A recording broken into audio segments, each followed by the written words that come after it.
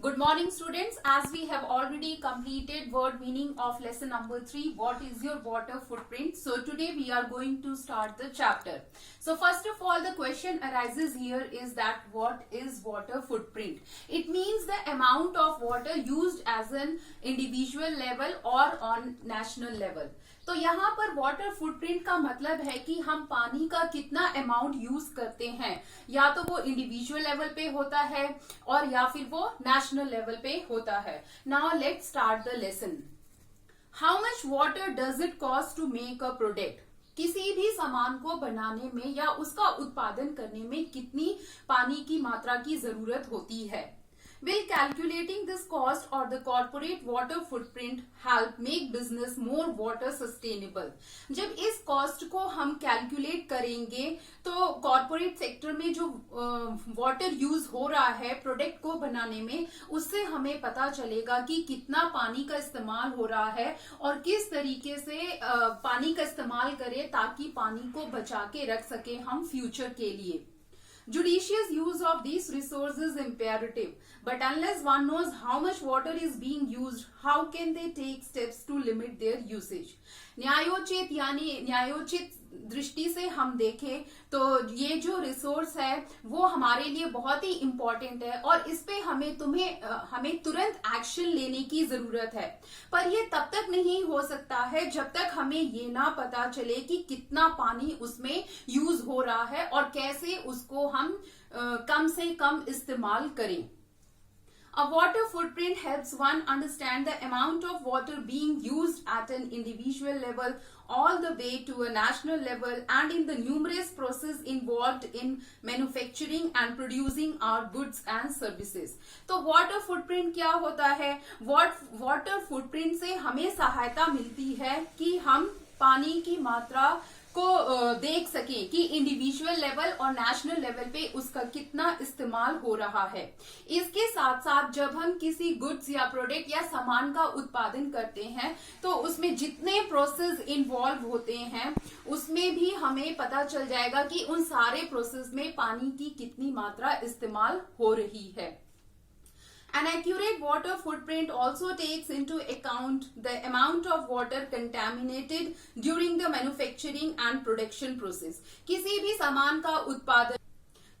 सामान को बनाने में या उसका उत्पादन करने में पानी की जरूरत पड़ती है, जैसा कि मैंने अभी आप लोगों को बताया. तो उस दौरान कितना पानी गंदा होता है वो भी हमें एक्यूरेट वाटर फुटप्रिंट के द्वारा पता चल जाता है.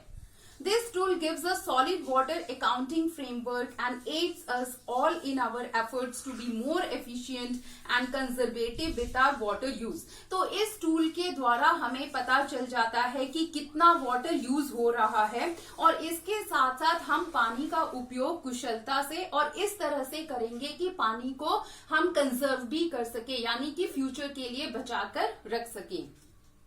The water footprint of an individual is the amount of water he or she uses in and around her home, school or office throughout the day.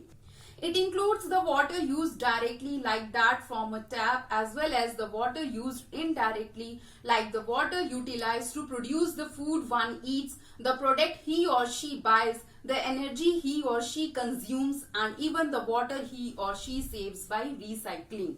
तो इसमें ये भी इंक्लूड होता है जो डायरेक्ट तरीका है, जैसे कि हम टैप से वाटर यूज कर रहे हैं, और इसके साथ साथ इनडायरेक्ट वे में जो हम वाटर यूज करते हैं, जैसे कि जो सामान बनने में पानी लगता है, जो सामान बनकर हमारे पास आता है, जैसे खाने की चीजें हैं, क्रॉप्स को ग्रो करने में कितना पानी लगा, जो चीजें हम खरीदते हैं उसके बनने में कितना पानी लगा, इसके साथ साथ जो एनर्जी हम कंज्यूम करते हैं उसमें कितना पानी लगा, और रिसाइकलिंग के द्वारा जब हम पानी की बचत कर रहे हैं तो वो कितना हो रहा है.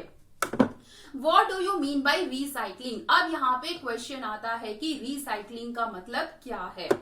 The water footprint of a business, the corporate water footprint, is defined as the total volume of fresh water that is used directly or indirectly to run and support a business. तो recycling का जो question आया था वो आप लोग मुझे बताओगे जब स्कूल रीओपन होगा।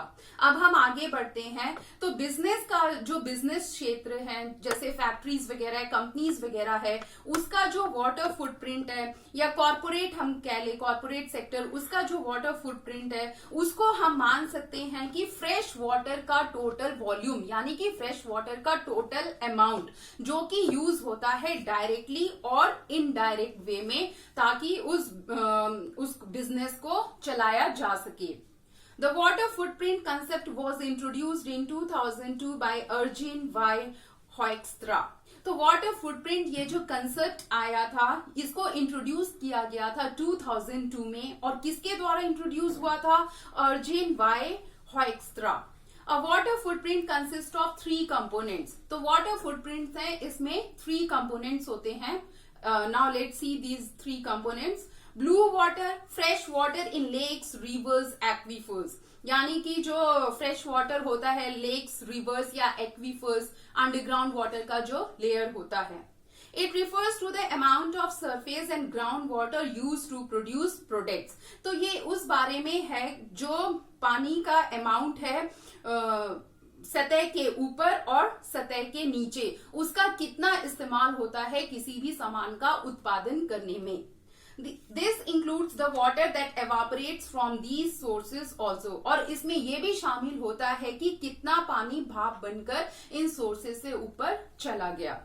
Now green water, water from rain water stored in the soil. Green, it refers to the amount of rain water evaporated from the soil. Or grey water, polluted water. It refers to the volume of water required to remove the pollutants from used water to bring it back to a quality that is acceptable according to the prescribed norms. तो इसका मतलब ये है कि जितना पानी